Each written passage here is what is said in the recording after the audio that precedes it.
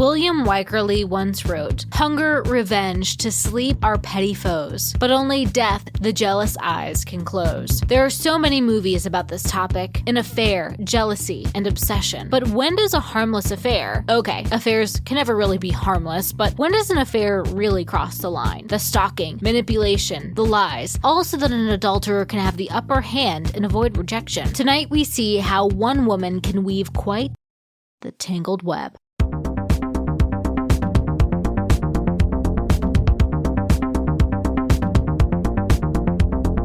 It was very weird to not be on our normal schedule. It's like, wow, what do we do with the rest of our Sunday? I know, it was stressful. We almost didn't get to the airport on time today.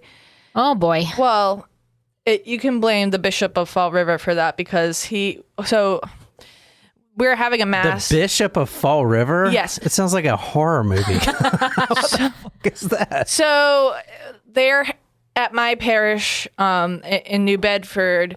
They are merging with 2 other parishes, and they're renaming our parish. So it's like now going to be a mega church?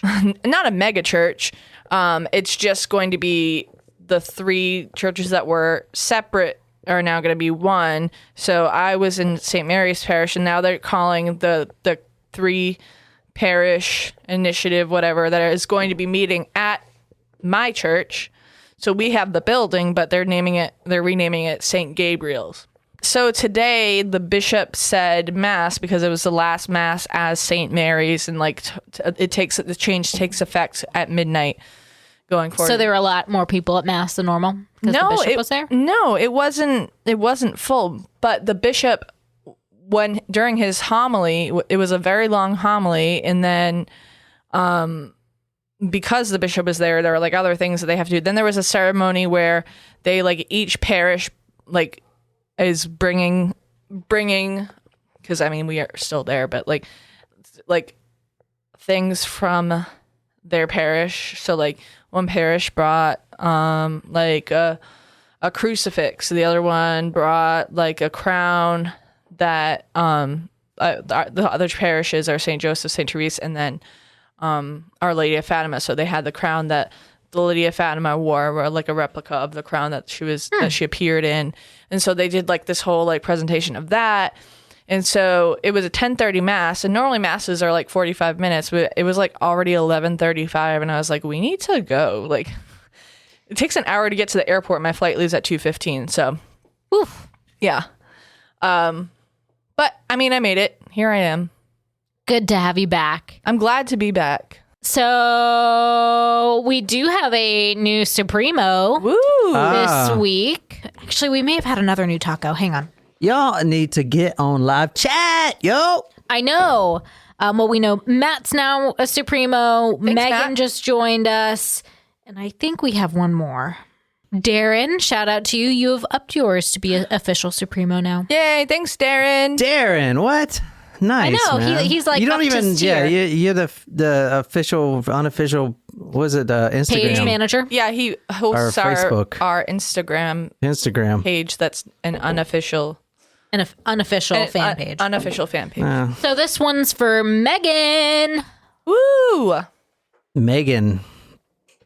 our newest. How does joiner. Megan spell? There's so many different ways to spell Megan. With an H, not with an EA. Just like Oh, normal cool. So Megan. MEH. No, MEGHAN. Oh, The most common way, perhaps. Really? I thought that Megan without the H is more common. Really? I could be wrong. I don't know. I don't know. It's like when people think most Nicoles have an H in it. Like, Really? what? No, do not put an H in my name. do most people call her Megan? Can I you don't hear me? know. Megan, can you answer that? Do you go by Meg, Meggie? Yeah, we'll wait. I get an email on Wednesday. Surprise shots. Surprise shots. We don't know what they are because they're a surprise. Please be coffee. Something. I mean, it's got to be Bailey's and something. This is in honor of my trip to New Hampshire. Cheers. Bailey's and butterscotch? No, it's the maple pecan. Oh, my I God. forgot we still had that. That shit doesn't even taste like alcohol. I could drink that shit in the morning. They gave at the wedding that I went to. They gave out little.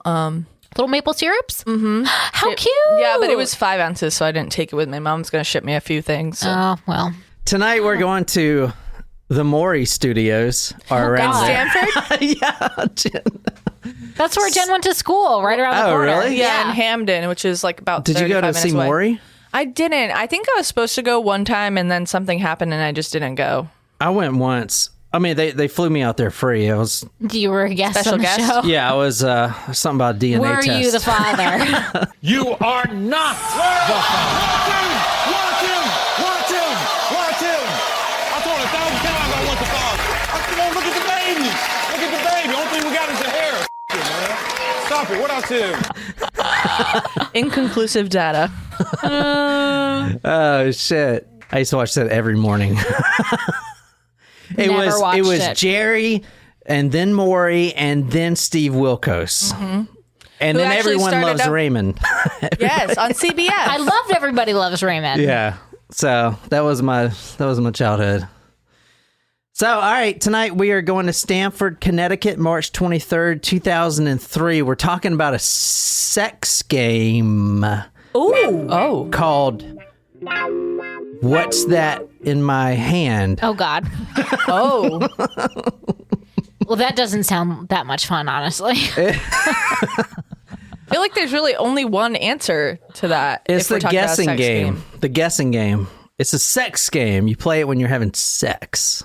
You say, you take some handcuffs, you handcuff your partner to a chair, then you take a blindfold, you put a blindfold on him or her, then you hold something to their skin and they try to guess what it is. So it could be anything like a carrot or a pickle or what do you call them? Long Ruler. A yardstick? So I don't know. Has anybody ever played that game? No. No. All right. Well, Speaking of games, though, have you guys I'll go seen- first. We're playing it right now. No, I'm good. Have you guys started watching Squid Game? No, I haven't saw heard that it. shit. Looks dumb. What is it? It's, I guess, it's Korean, I think. Either Korean or Japanese. And Oh, we're gonna have a listener that's super pissed that you just said that. Mr. Sami Song. He's gonna I be don't- like, it's either Korean or Japanese. Oh, so we all look alike.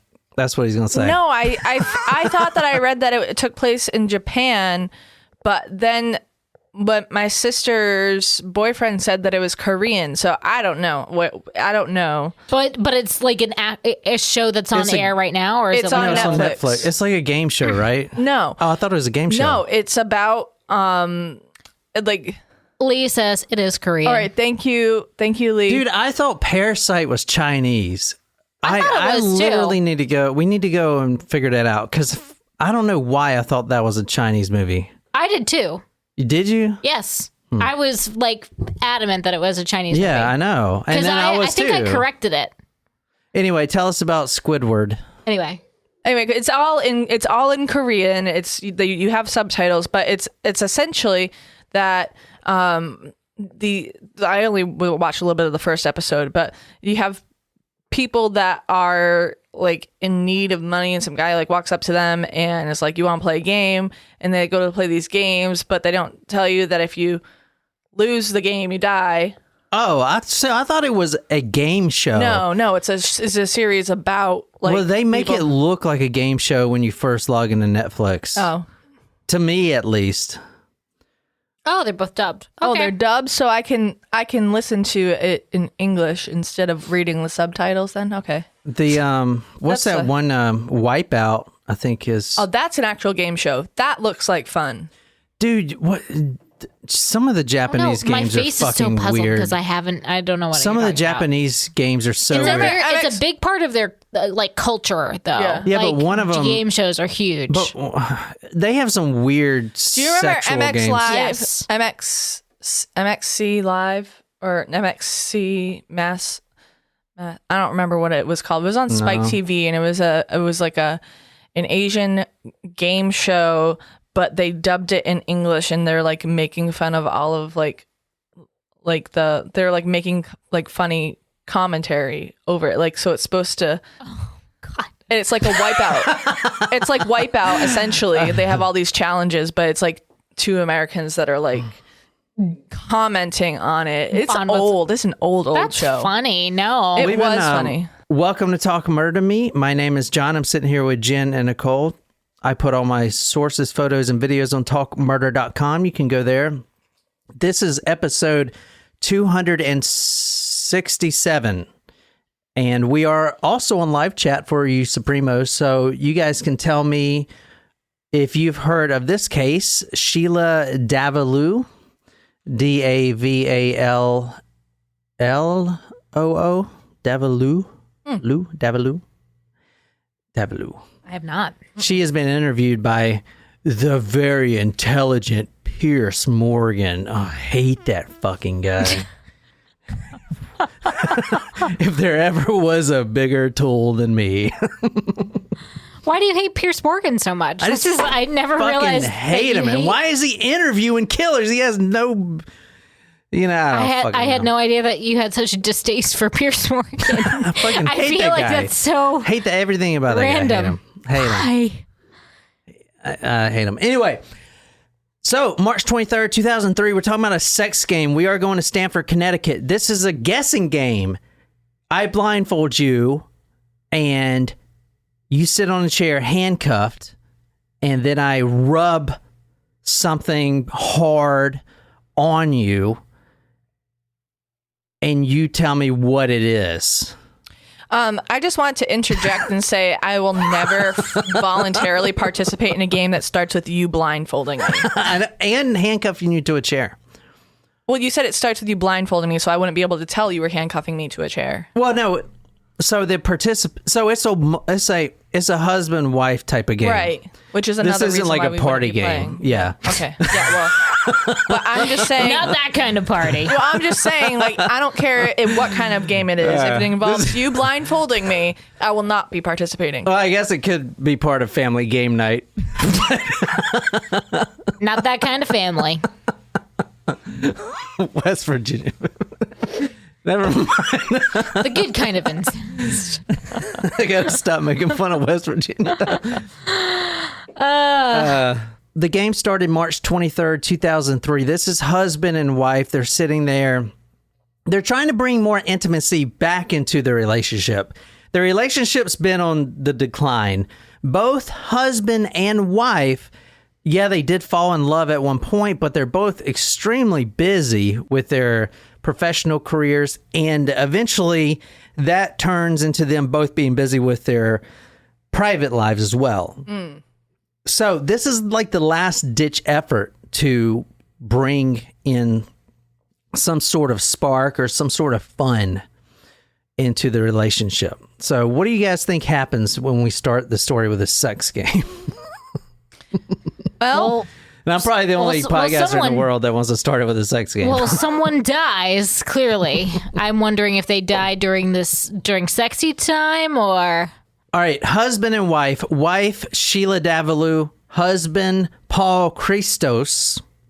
And if you want to read this. So the wife goes first. The husband, I think it was like a spatula or something. And he rubbed it on her nipple and it got stuck and he's like pulling it off. Ow! Oh, Jesus Christ. It was a slatted spatula.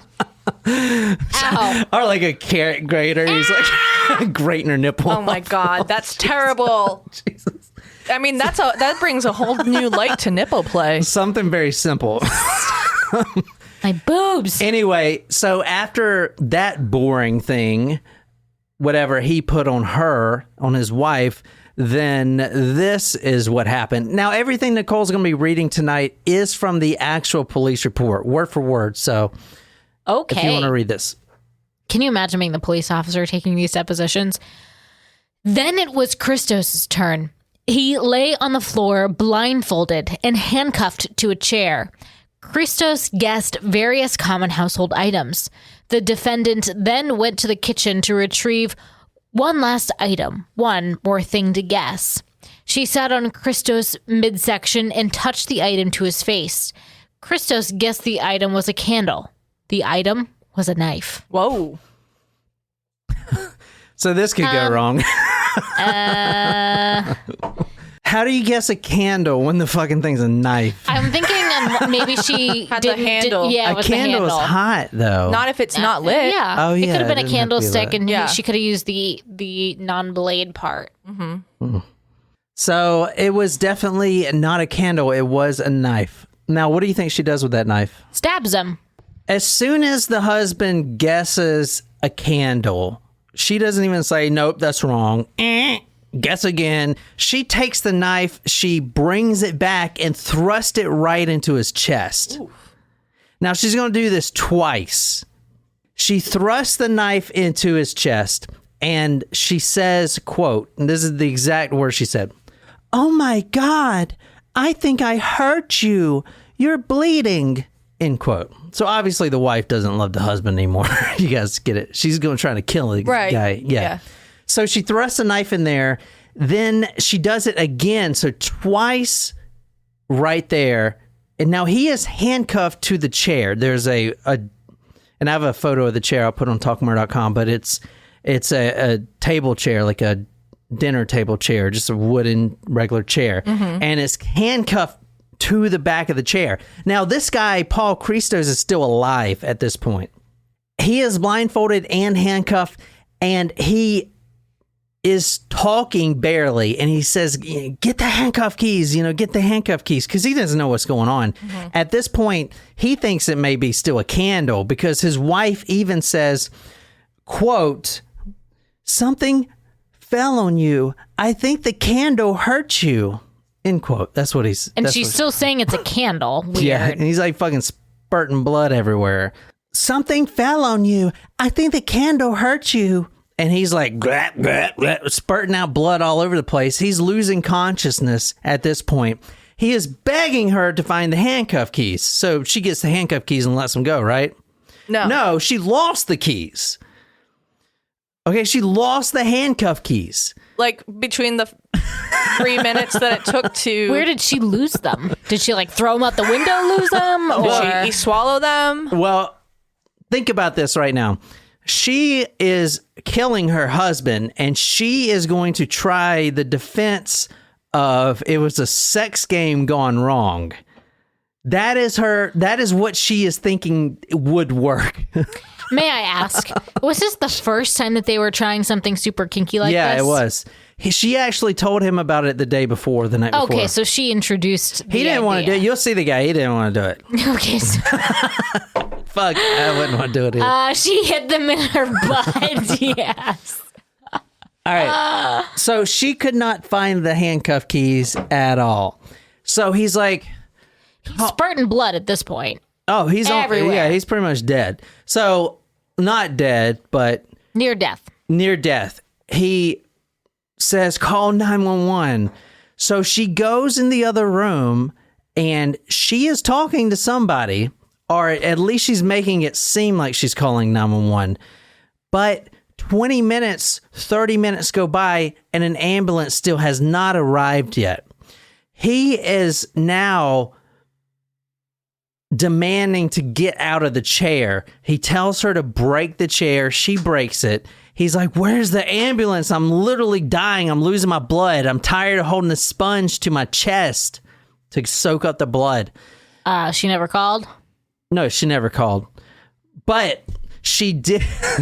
He did say, "Let me talk to him. Let me talk," because he could hear her on the phone, or at least pretending to be. She actually told him, "The operator doesn't want to talk to you." Oh my God. She just. Well, that would be the worst 911 operator in history. I have the victim right here. Do you want to talk to him? No. No. Just no. If you want to read this.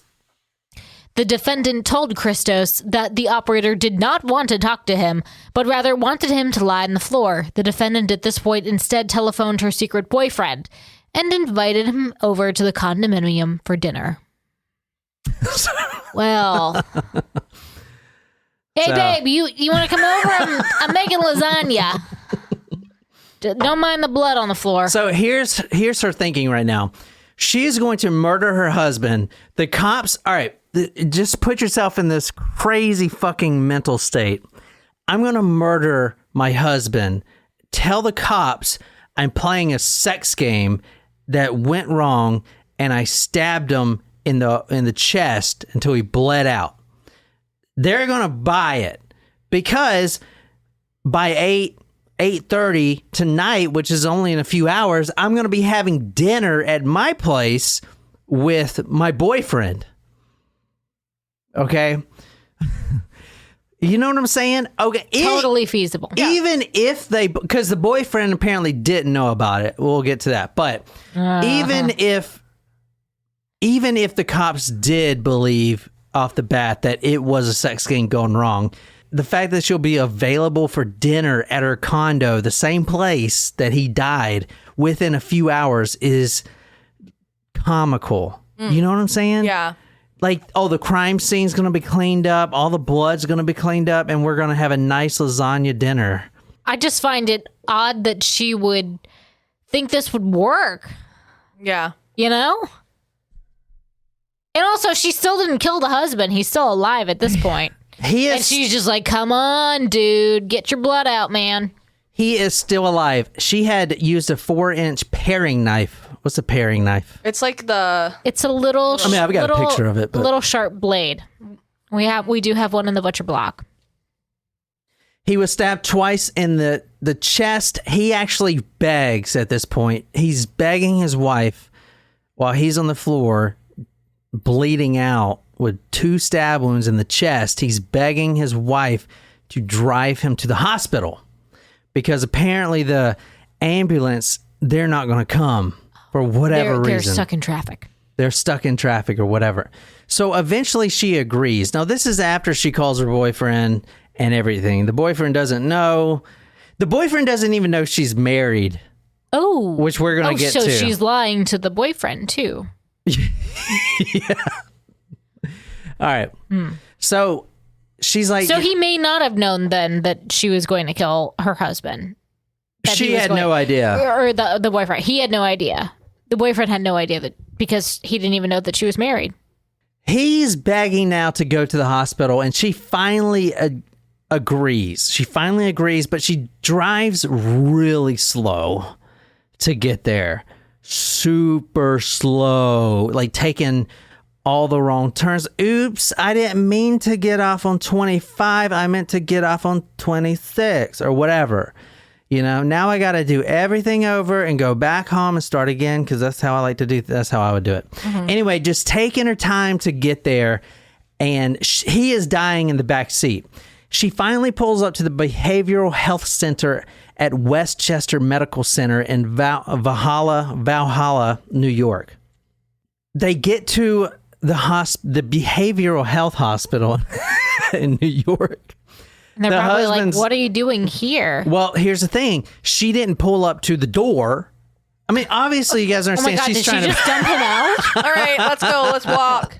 Let's walk to the car. She pulls up around back. You know, if you go to, you know how you go to any hospital and you can go in the back, but like way back, you know, because the parking lots are so vast. Right. You go way back there and it's like real dark and you can buy some good meth back there kind of shit.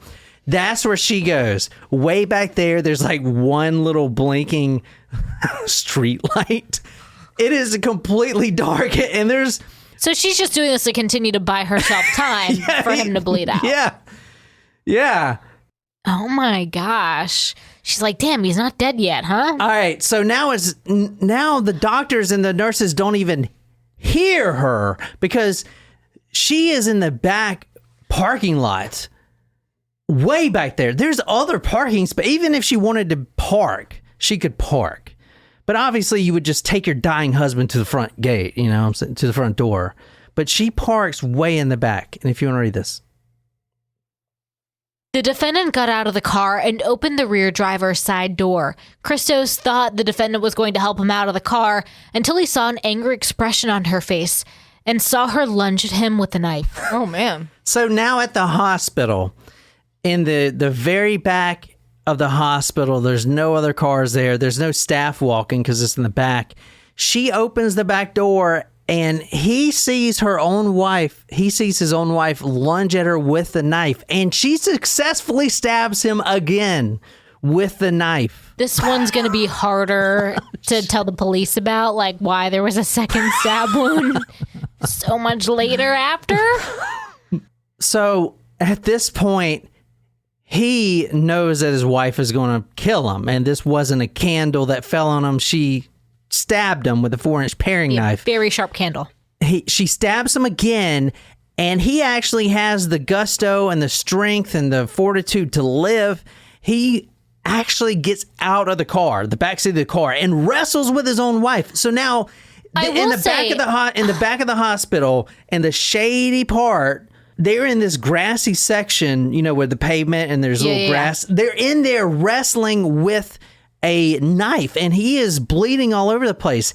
He gets away from his wife and he runs towards the front of the hospital. He is 200 yards away from the door. That's how far she parked. I mean, a paring knife is not a very big knife. No. It's usually short. That's what I'm saying. That's why she should have used a bigger knife, obviously. Yeah. Yeah. I mean, I would have used a bigger knife. If she was going to try to do some damage But there. it was more, I think it was more of a, well, the cops will buy it more if I use a small knife and maybe hit nick an artery or something. Yeah, but she didn't nick it. Like, she stabbed him and she didn't hit anything major. Well, their relationship was on the rocks. And clearly, this is going to sound bad. She knew what she was doing. Look at this guy. This guy has the face of, you know what? I have a lot to think about in this life. Oh, poor guy. I mean, he looks like a nice dude. Yeah. Look at his face. He's like, well, he's in the hospital. He's probably on drugs. He's like, what the fuck? It's like, holy shit. He's not a bad looking dude. No, not at all. Very attractive man. I will say real quick that when he frees himself and he runs to the front door screaming, she is saying this because he lived through this.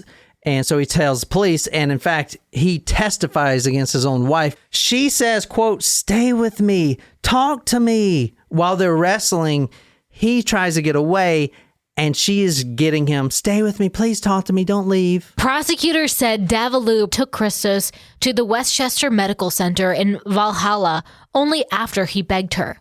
When she parked near the hospital, she took the knife and stabbed him a third time. Christos, 37, was saved by open heart surgery and is recovering. She had a non-jury trial, second-degree attempted murder for the murder of her husband, first-degree assault, fourth-degree criminal possession of a weapon. The assistant DA argued in trial that the stabbing wasn't only intentional, it was premeditated.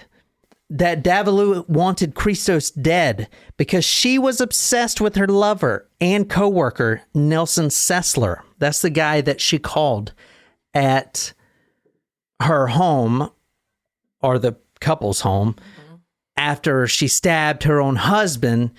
She calls her secret boyfriend Nelson Sessler. And Nelson doesn't know what's going on.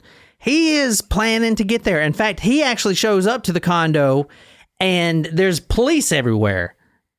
And since it's a condominium, there's multiple units. He doesn't think it's, for Sheila. And now he's all like, whoa, what's going on? Quote, Davalloo and her lawyer claimed she never meant to harm Christos and that she was confused when she stabbed him out of frustration and didn't realize what she was doing. End quote. So that guy is like, what the fuck? This is her right here.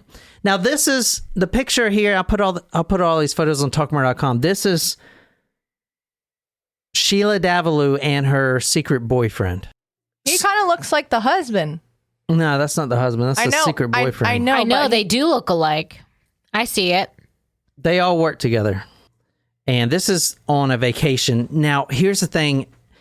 They were taking vacations together? They were taking vacations together. Oh. Now, the husband and the wife were living together. And I'll get into this, but this story is you wouldn't call it a love triangle. It's more of There's a lot of people. Is this a love rhombus? No, I was going to say rhombus. No, because because Sheila is the only one that knows about the other 3 people involved. Oh. So now he is dating other people too, but she is actively having affairs and lying about it. So for instance, her boyfriend right there, Nelson Sessler, her boyfriend, Nelson Sessler, does not even know she's married.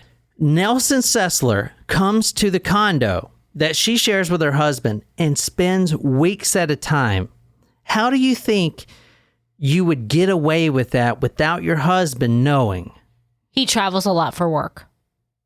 No. They actually work in the same office. They're both scientists.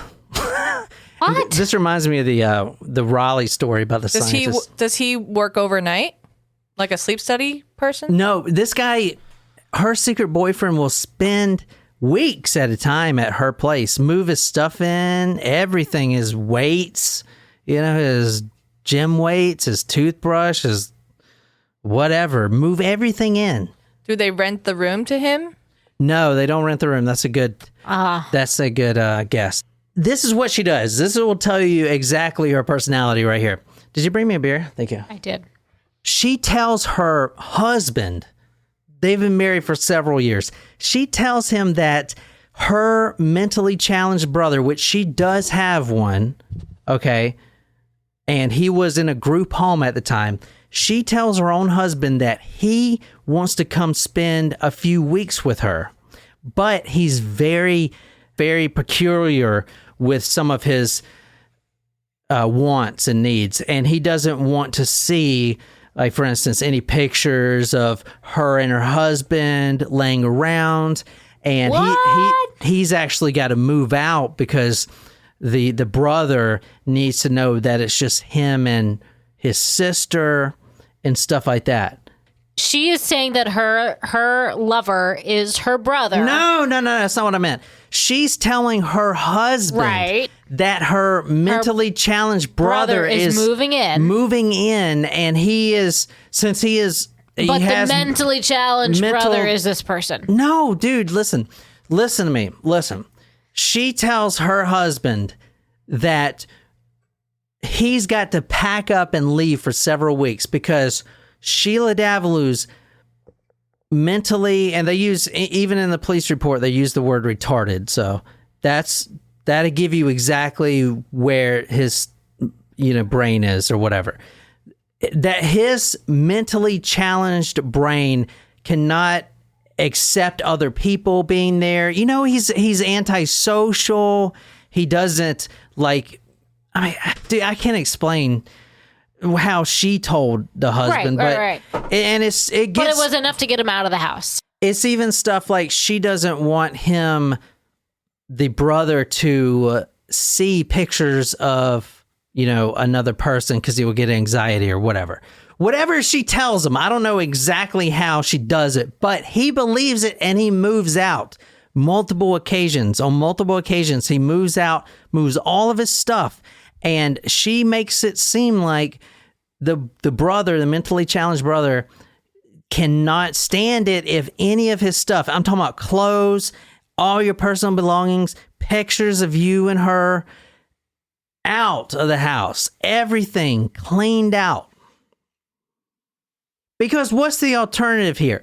The secret boyfriend who doesn't know she's married comes and lives with her for a couple weeks and then sees pictures of the husband, like on the frame on the wall. That's what I'm saying. That's the alternative here. It almost feels like it would have been easier for her to say that she has to go stay with her brother, for her to go with live with the boyfriend. Well, the secret boyfriend has 3 other roommates. So crazy. But still, I don't know. Did I not explain that right? No, you did. It makes sense. I mean, the like mentally challenged brother, the mentally handicapped brother, it was an excuse. She really does have one, so he did believe it. Oh, okay. Did you just now get it? I didn't know. I got it. I thought she was making up that her brother. No, she really has one, but he wasn't coming to stay.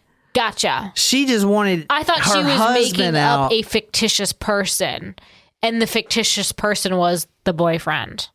Let me just reiterate real quick, because this gets really confusing. There's a lot of people in this fucking case. Sheila Davallo is the killer, and the husband is not who she kills. She kills another person. Oh. But we got to get this out of the way first. She is having an affair with this guy who's also working with all of them. Now, they're not working side by side. They work at Purdue Pharma, which is a huge company. So I don't know how many people, 1,000 maybe. So the chances of them working together, and they all work different things. Like she works medical thesaurus work, where I guess you come up with this big ass, long ass fucking names of drugs or whatever she does. Interesting. And he works in chemical research or something like that. So they don't actually see each other. But she tells her husband that also works at Purdue Pharma to move out all of her stuff so that her brother, who is mentally challenged, can come in and stay with them.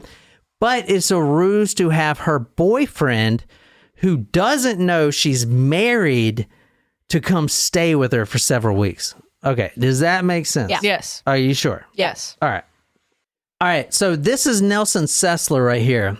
And if you want to describe him for the podcasters. Tall, brown hair, scruffy beard.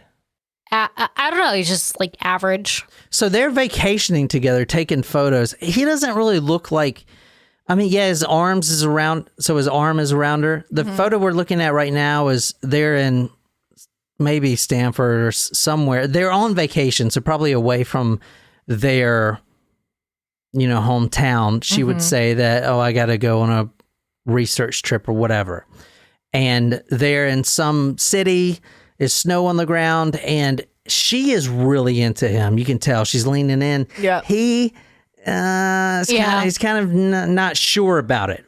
More standoffish. Yeah. Not a bad looking dude. Looks just like the actual husband, but apparently he doesn't know that she's married. So he arrives at her house the night that she stabs her husband, and he's wanting some food. He's like, what's on the grill? Like, what are you cooking? Lasagna, whatever. Let's eat. He finds a bunch of cops there. He goes up to the condo, and they're like, who are you? And he's like, I'm here to see Sheila, my girlfriend. And then the boyfriend says, to the cops, are you here about the murder? Oh, shit. The cops believe he's talking about the attempted murder of the husband. Uh-huh. But this is a fucking confusing case, and I'm sorry. The secret boyfriend is actually talking about the murder a few months back of his girlfriend. Oh. He subconsciously, or maybe just it clicked just then, instantly knew that the cops were at Sheila's house because she had to be the one to murder my girlfriend 3 months back. Oh. So he says, are you here about the murder? The cops are like, what the fuck? What murder? No one's dead. We're here responding to this domestic sex But also game. under suspicion that she had told him the plans, maybe. So he's like, no, my girlfriend got murdered 3 months ago. Did Sheila do it? So they're like, we have no idea what you're talking about, because the murder that I'm about to go into now happened in a different district, a different city. Oh. So, cops don't talk to each other, whatever. They had no idea, but it was only 3 months. So the case was very well active and very well ongoing. So the background on Nelson Sessler, he was hired in 2000 by Purdue Pharma. He actually works in medication development for pain, so pain management medications. He has a doctorate in pharmacy from Massachusetts College of Pharmacy and Health Sciences. He meets Sheila at a happy hour for Purdue Pharma. However, around the same time period, he meets another girl too, and that's the girl that's going to get murdered. Her name is Anna Lisa. So Anna Lisa, they meet at a happy hour. and this is December 2000. They start living together, okay? And things got real serious in November 2002. This is right before the murder. So as you see this photo here, he is not really feeling Sheila anymore.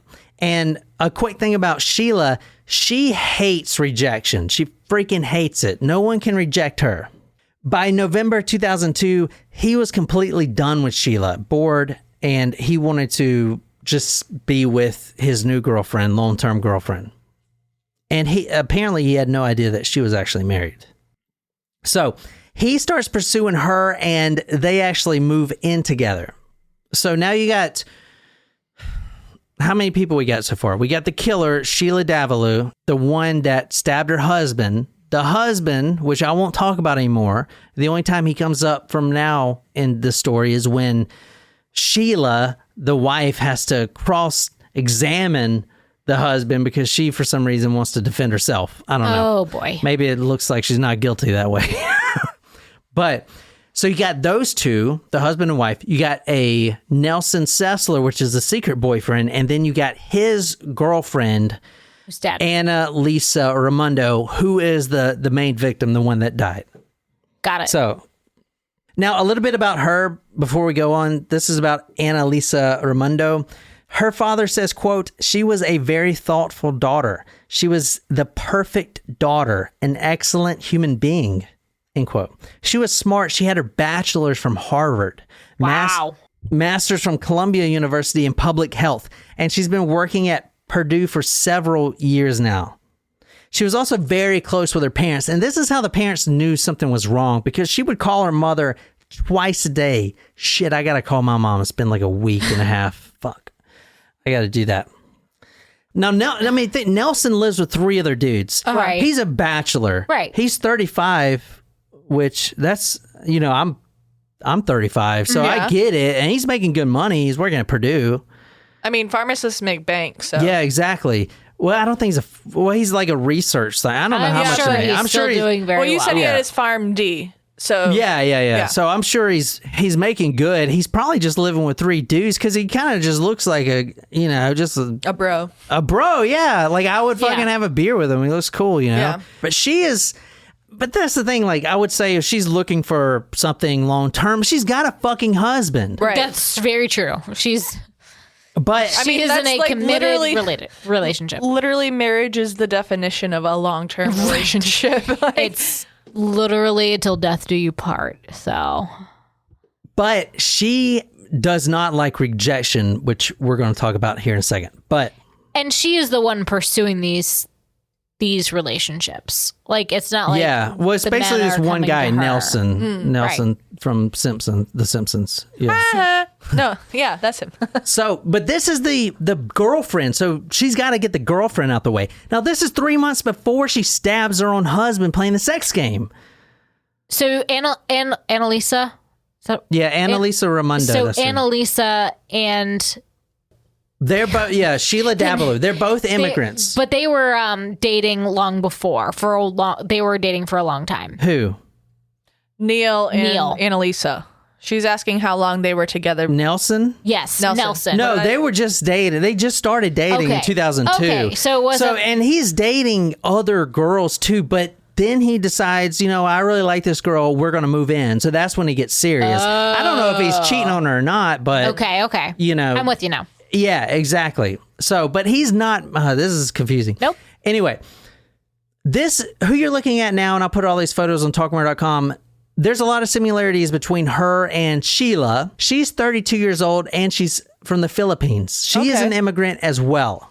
She is, quote, beautiful dark, shiny skin, eyes to match, cheerful demeanor, and smile so large it was hard not to like the woman and feel her magnetic charm the moment she was introduced. Yeah, her End quote. Her That smile is looks very contagious just from these pictures. very beautiful woman. So, and she is more of his age, and she's also not married. And like not gonna murder somebody, but Yeah. hindsight's 2020. I would kind of hope that if you had any inclination that your potential love interest would murder someone, that you would just Stay away. yeah. She is the victim here tonight.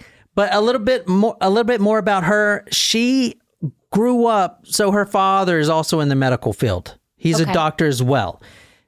She would often go on these missions. That's what they're called, missions. You go to a different country. You provide aid for, the villagers who need certain, whatever, Band-Aids or ointment or whatever. Yeah, in high school, they had a trip every year to Honduras. Oh. And they would go and provide aid and stuff. That's cool. So, yeah. Quote, while in college, she volunteered in the soup kitchen and the Center for Women. Anna Lisa was very friendly, and she never thought negatively of others. Her laugh, affectionate cheerfulness lifted us up, especially in sad times. And then the father goes on to say, quote, she was exceptionally gifted with a sharp mind and intellect, end quote.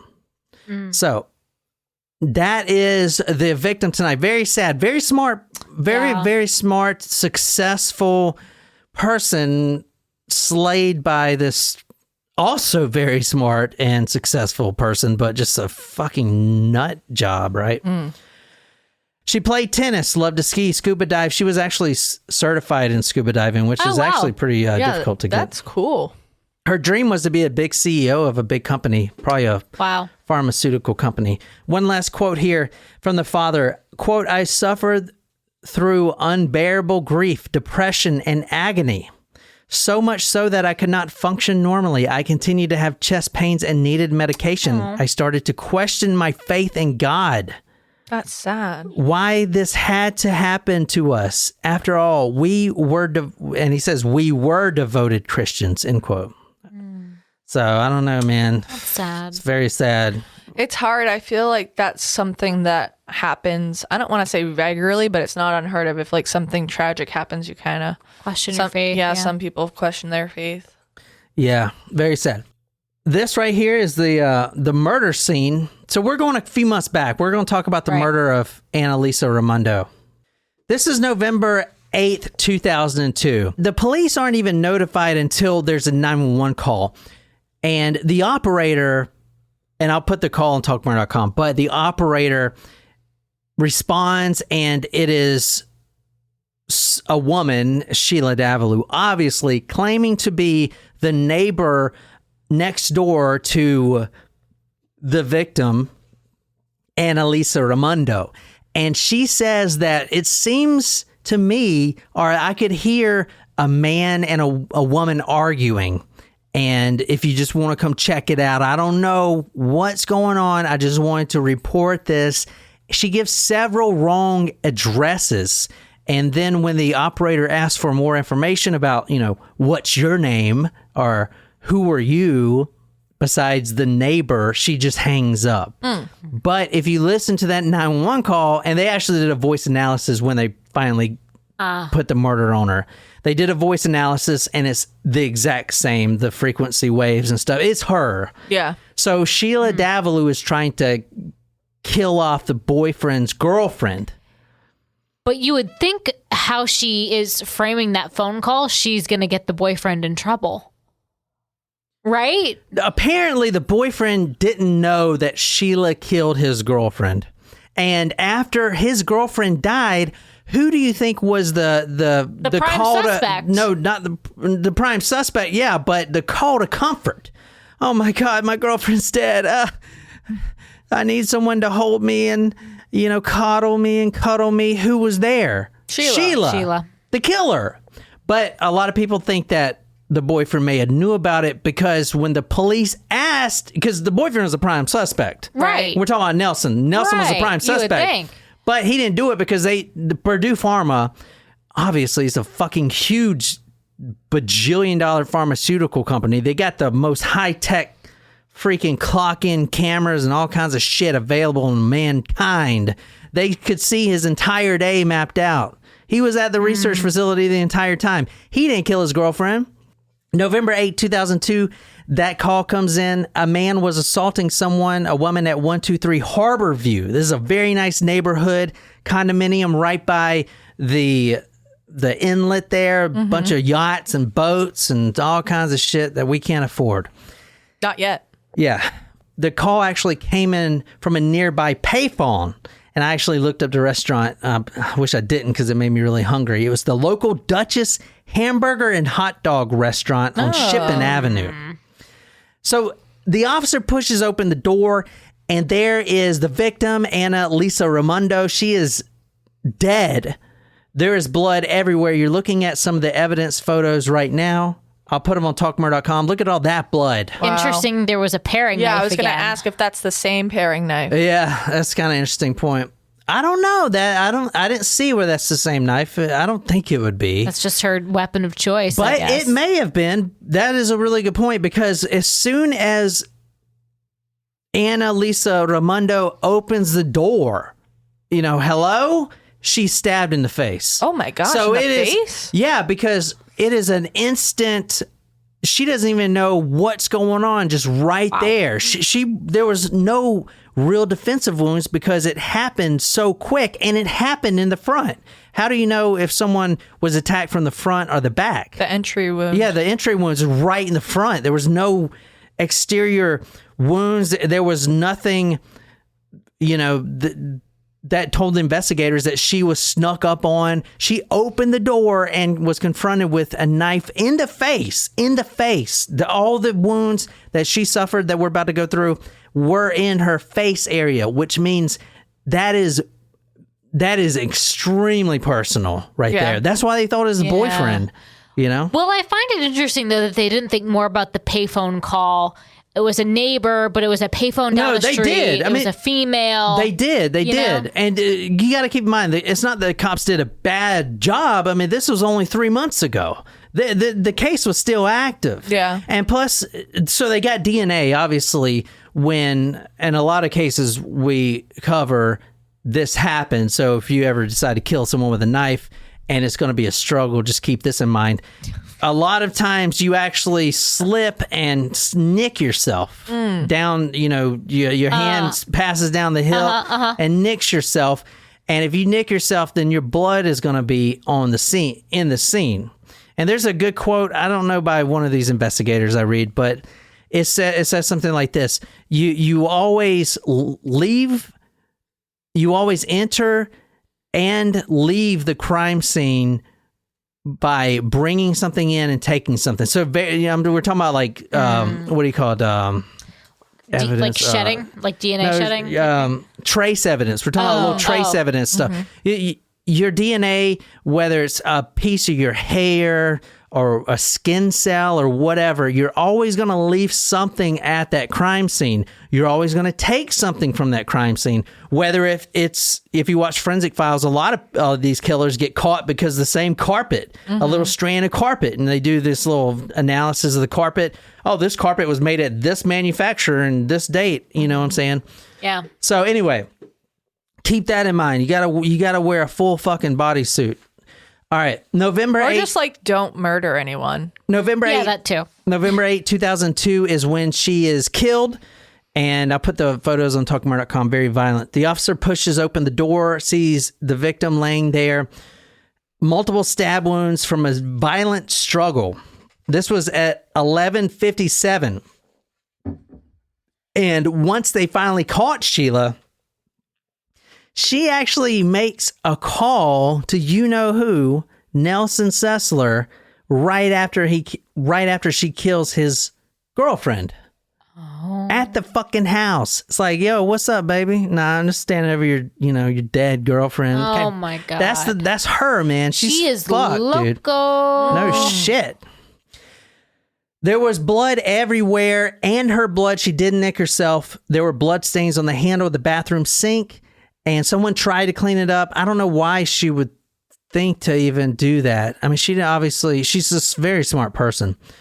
DNA, and let me see. So she did leave some DNA at the scene. Yeah, of course. But so they didn't know her DNA at the time, because if you get DNA, you run it. Like, my DNA is not in your fucking database. Right, because you have not been charged with a crime. Well, let me take that back. Most people's DNAs are... I'm just kidding. I don't think mine is. What did they do with our fingerprints? Like, remember when we were younger and the police used to come into school? Yeah. Like, what do they do with that? That was more they just for throw them missing. away, dude. I think your parents have them.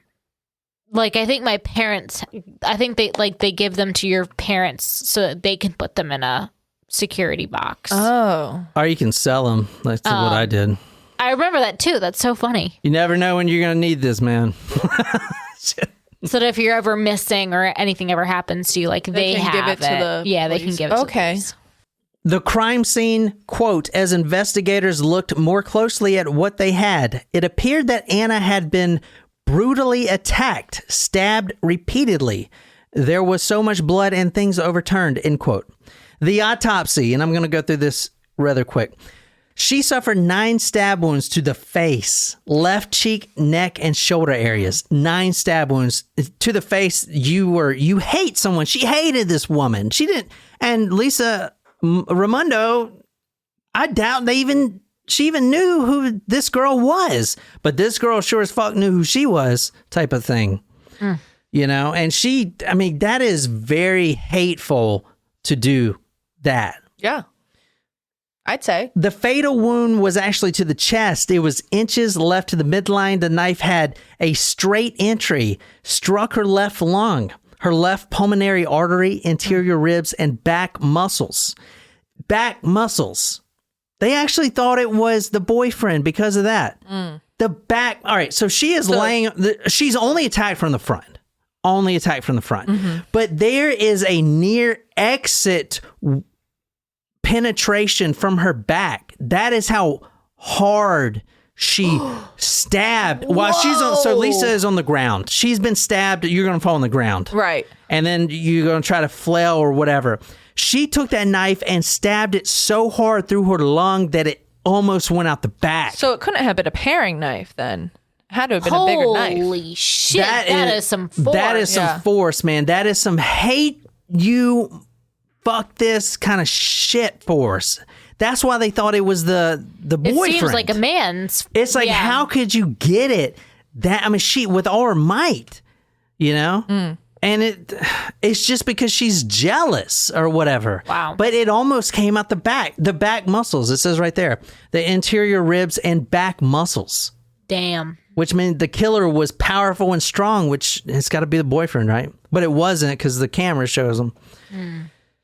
There was a lot of internal bleeding, and there were some defensive wounds.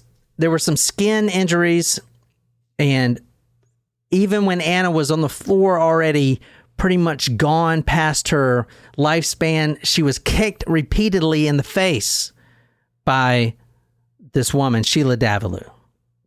Her head, as far as blunt trauma, not the knife. This is her kicking her in the face. 5 blunt trauma attacks to the back of the head. The largest was 3 inches. There were 2 to the left center and 2 to the right center. So she had some fractures. This means that, quote, this is from the police report, bashed her head in at some point, end quote. They use the word bashed her head. Yikes. So when you see a medical examiner or a forensic autopsy technician or whatever use words like that, they literally, their anatomical words don't fit. They have to use those words. We've covered a case that was like that before. Yeah. It's like bashed. You know what I'm saying? Both of her fingernails from her middle fingers were broken. That was during the struggle. The murder weapon was a 1.5 inch wide blade, 4 to 5 inches long, very thin in width, a boning or a fillet knife. So, yeah.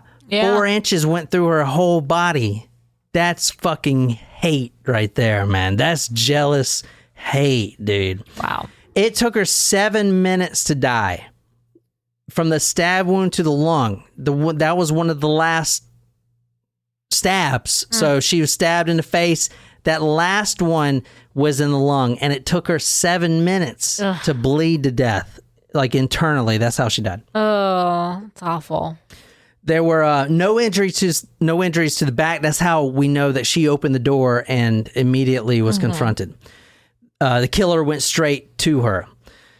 There were things tossed over, so there was a struggle. Quote, the blood had not had time to begin coagulating. Puddles of blood were shiny and wet. They used the word tacky.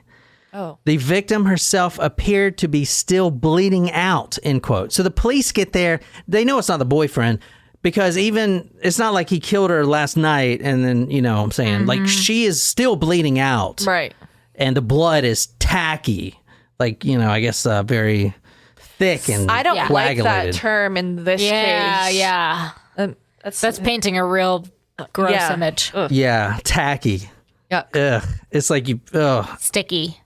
Yeah, I mean, it's just bleeding right there on the condo floor. Yeah. Detective Greg Holt said, quote, somebody hated this woman. That's end terrible. Quote. He is a detective, a homicide detective.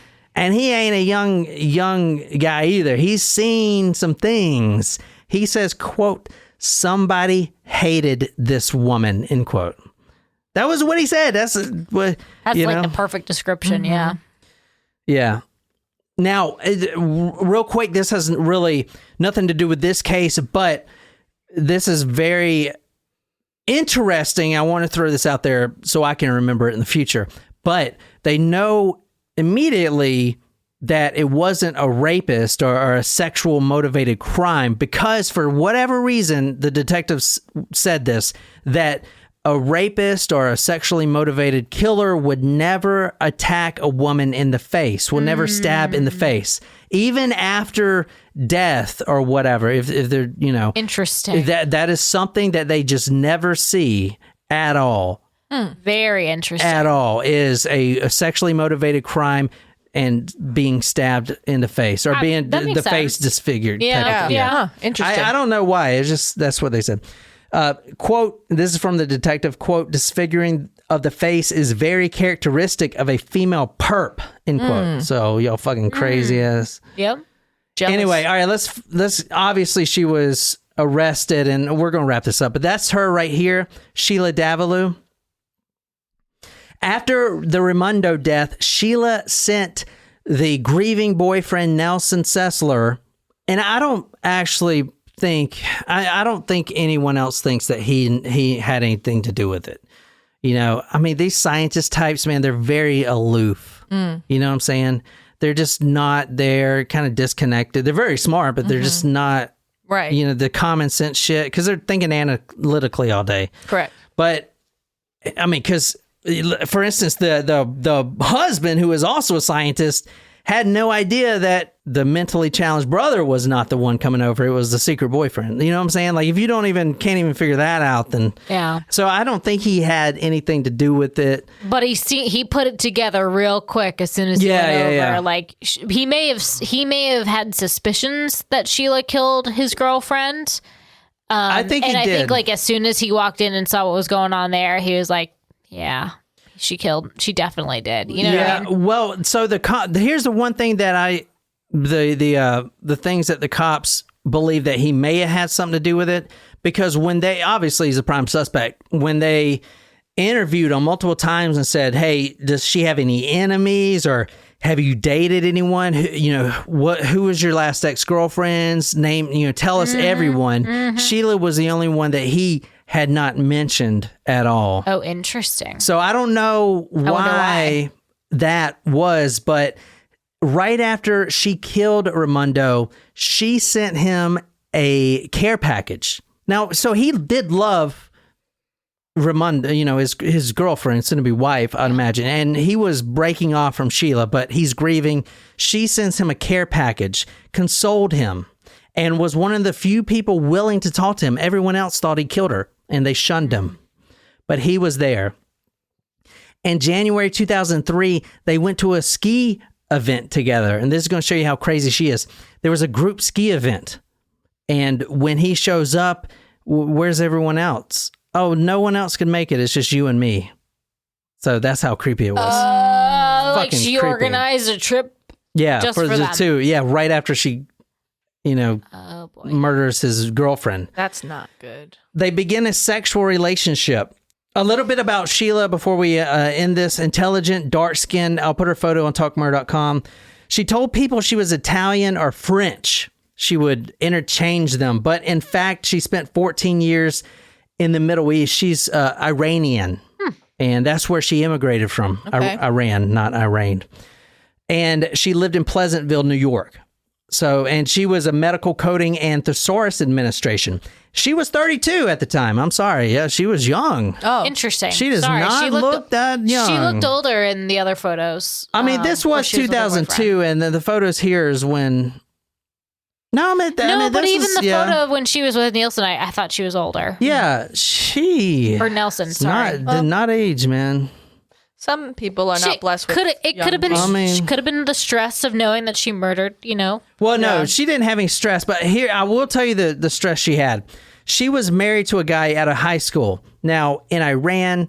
Well, I shouldn't say that because I've never been to Iran. But some of those countries, arranged marriages is still a thing. Yeah. So that was an arranged marriages.